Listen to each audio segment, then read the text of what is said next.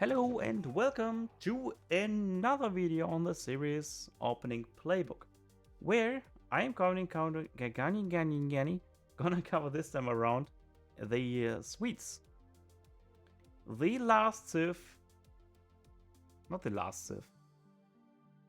I guess you can say the last Definitive Edition Civ that got added there. Swede being a very eco powerhouse if they manage to get their torps and cards all set up right. But if you can manage to deny the torps, it can be very rough for a Swede to get their roll going. With Swedes, you only ever pretty much want to go for a 2 torp start. You do start with 300 wood. Torps cost 140 wood.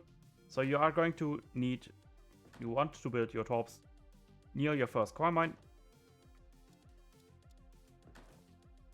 And they're a bit tight on the villagers. Because you only get, I think, 200 food crate. 150 maybe even. So you need to get your 5 fields pretty much ASAP on food as fast as possible. Otherwise you're going to have your town center a little bit idle. It's a very rough window to get your TC not idled. And it's also very important that you get your at least one deer down near the torps, because torps also gather from downed animals. If you have an animal with like this aura around, that means that the torp is gathering from it. And if you have also those little circles around trees and mines, that means that torps are gathering from it. Very slowly, but they're gathering from it.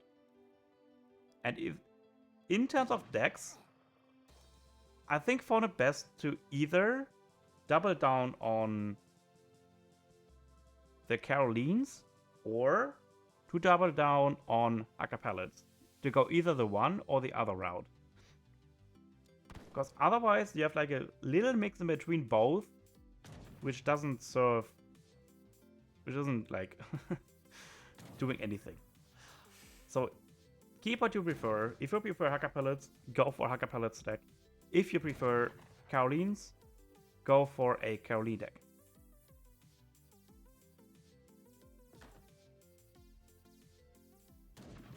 And sorry for the freeze, I'm not sure what's happening here. And in terms of treasures, you pretty much have yourself 2 options. Either you go for wood to maybe get a 3rd Lombard. What is it, Lombard? Torps. Couldn't get on the name. To get the torps down, or you try to get as much food as possible to maybe skip a bit earlier to age up a bit faster. But as you see on the map, there's pretty much only wood and experience and coin, everything but. The only food treasures like being here, which is very far away from my explorer. So that's what I'm going to do. And the first card of choice is going to be 3 settlers.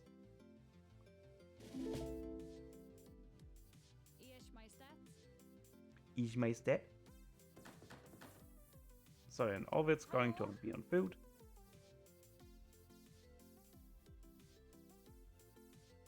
And either want to age up with 14 or 15 vills.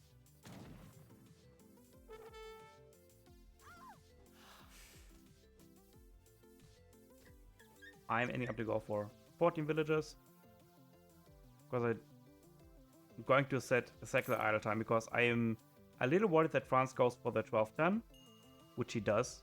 Because we need the little of extra tempo for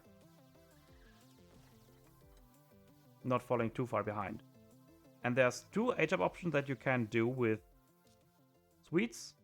The first one that is I'm choosing is the Naturalist, which gives yourself 2 villagers and 2 semi-fattened cows, which you can delete on nearby the torps, so they can gather from it.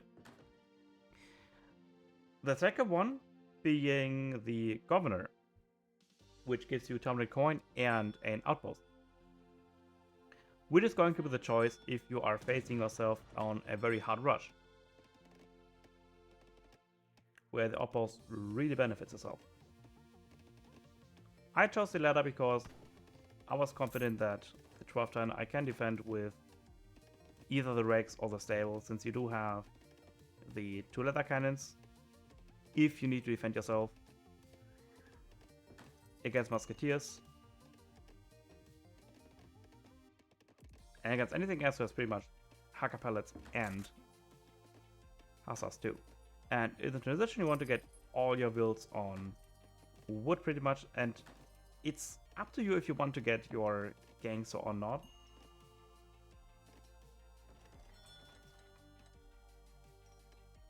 I chose not to, because I was a little anxious about the 12-10 from the opponent.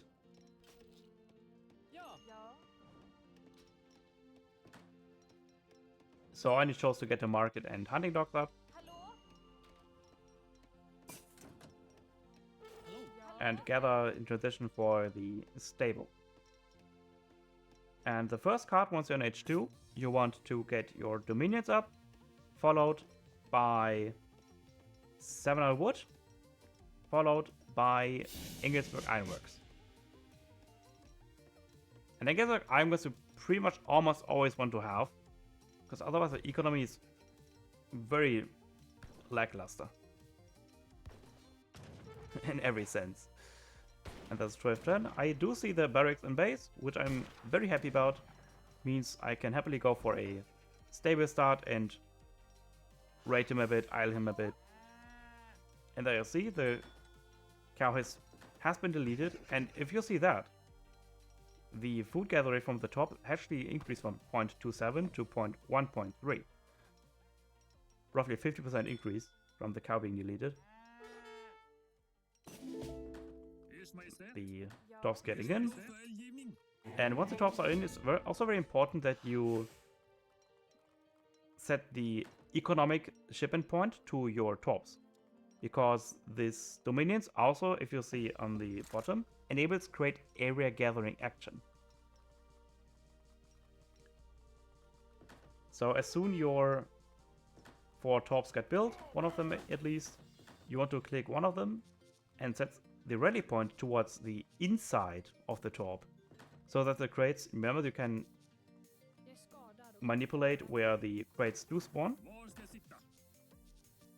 Since the more tops can gather from it, the faster it gets gathered. Duh. And the first batch of hussars is out, which are going to run around your opponent to raid them. Buy yourself time to get your opponent running, and look at that, how fast it gathered. Isn't that fast? And even better is that you don't even have to waste literal seconds gathering the crates up.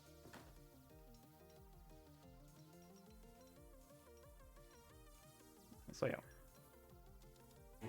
Next I'm waiting for the Engelsberg Ironworks to come in. And with that you usually want to either age up with the Engelsberg Ironworks to slowly gather for the age up, or you can go for 700 coin, age up with that, or you go for 600 wood, add some more tools.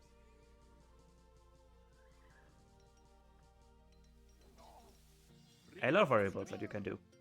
It all depends on how aggressive your opponent is and with how much greed you can think you can get away with.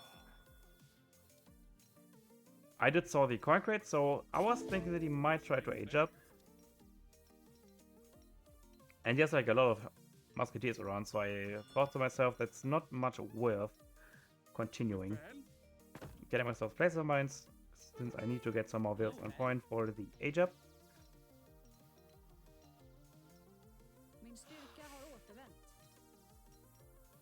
And yeah, still running around trying to find some more villagers that I can either idle or completely kill off.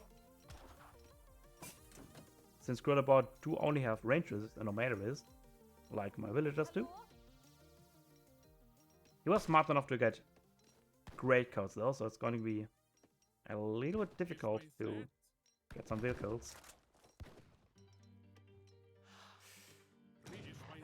And don't be shy on abusing the market if you find yourself on either having too much coin or too less food. And that's why I decided to get the gangster, since I need to get some more wheels on wood to slowly but surely get my torp count up. As it is similar to the British, where you want to get some, not all your torps ASAP done, but slowly over time.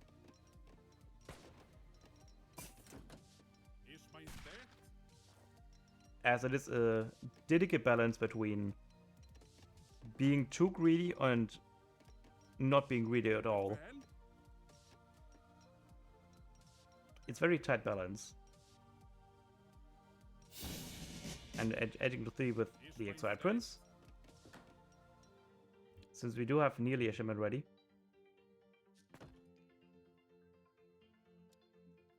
And you actually outpace France at this point. Since France aging up the bishop, which gave themselves a town center. As I see that his entire musketeer mess is in the north, I try to abuse my mobility advantage and go to the south instead to idle my opponent further. And in terms of cards that you want to send in A3, you can either go for 1000 wood if you find yourself that you can't get away with it, or you can go for 2 falconets, 5 falcon pellets if you need some anti-cav, or even 10 Jaegers if you need some. If you find yourself your opponent getting a lot of heavy infantry. However, Hacker pellets just do the job just fine. You'll see they have 23 attack, 24 even, plus 1 splash damage. So they do pretty good damage, say the least. And your opponent can't even escape it, because your opponent is slower than you. So yeah. And that by now slowly but surely increase your top count. As you see yourself getting the wood gun.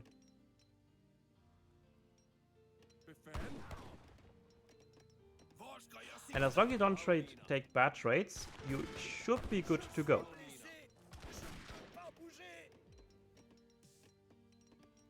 As I am getting some more coin, could either send the contract Hessen Jägers or anti-military, but I do have the 2 falconets over there, which deal with the musketeers.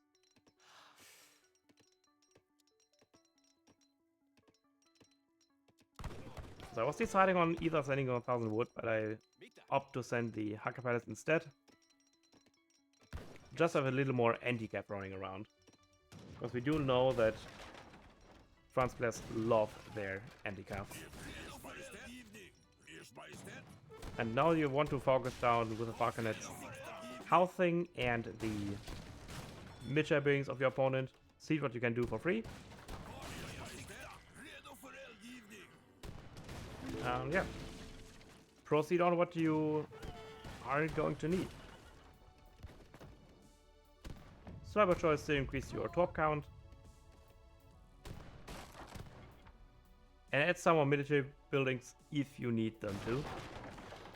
Either a stable or a barracks, depending on if you went for the Hacker pellets route or if you went for the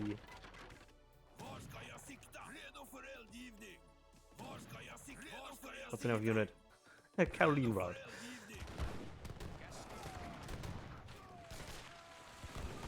Ezaka is very sloppy on my end on the falconets. I pretty much named my falconets for free. But thankfully the falconets don't really do that much damage against my... Okay, I sorry, retreated. So yeah.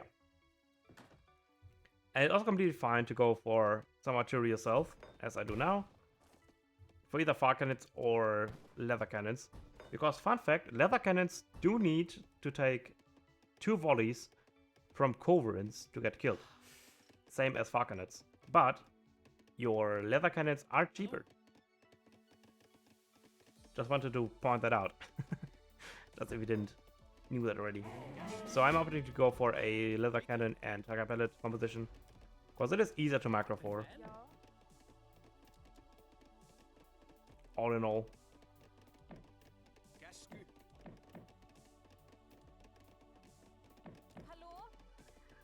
And with that, I'm going to push and demolish him. As see, my eco is just through the roof.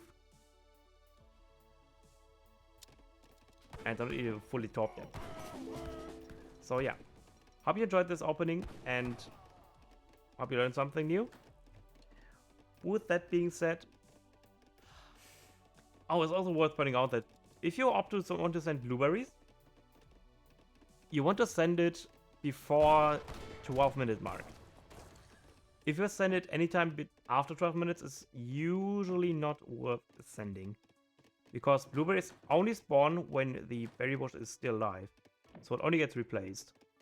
It's not spawning a new one, it replaces it.